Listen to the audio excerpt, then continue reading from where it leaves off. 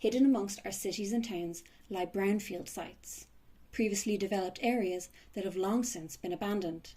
From former industrial sites to the sides of railways, brownfield sites can be found throughout all major cities in Ireland and the UK. You may not suspect these to hold much biodiversity, but these sites are in fact prime candidates for what are known as open mosaic habitats. Listed as a priority habitat in the UK Biodiversity Action Plan, open mosaic habitats are diverse areas of sparsely covered ground surrounded by a medley of densely vegetated patches.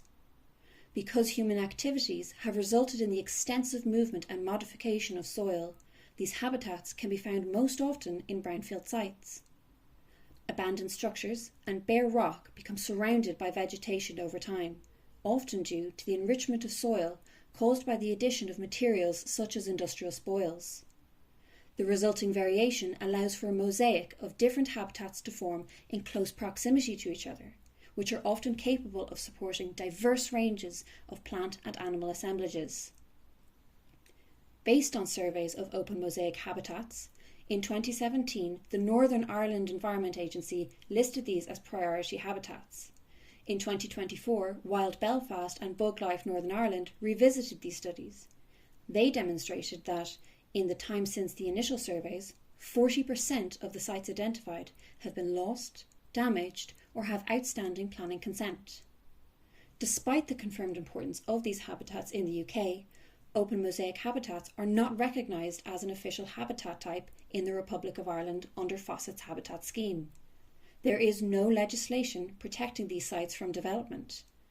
This project seeks to quantify the importance of these habitats in urban centres in the Republic of Ireland, with the goal of formally adding open mosaic habitat to the Habitats Directive. Our study seeks to take a two-pronged approach. The first phase will involve the identification and assessment of potential open mosaic habitats at brownfield sites in 3 major Irish cities: Galway, Dublin and Cork. Based on the outputs from these surveys, Phase 2 will launch a public awareness campaign to promote the protection and recognition of these habitats.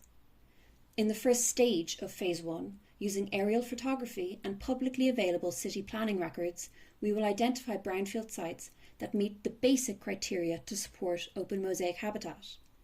Past records of flora and fauna in the selected cities will be cross-referenced to narrow down the list of potential habitats. Once sites have been identified, the next stage will be to determine the ownership status of the site in order to obtain permission for surveys to be carried out. Once permission has been obtained, sites will be assessed by a multidisciplinary team of ecologists, botanists, and environmental scientists.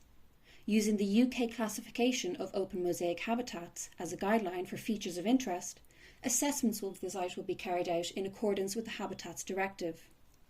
These ecological appraisals will determine the total acreage of open mosaic habitats present within each city. Each of these will then be checked for any planned builds and modification, thereby quantifying the level of biodiversity that these cities are set to lose. Phase 2 will be launched following these ecological appraisals. With assistance from a public relations consultant, public information campaigns will be launched across social media platforms and through direct public outreach. The purpose of this campaign is to encourage the public to promote open mosaic habitat protection at the City Council level and to advocate for its inclusion into legislation. Based on outputs from the UK, the successful designation of open mosaic habitat as priority habitat in Ireland would carry ecological, political and social implications.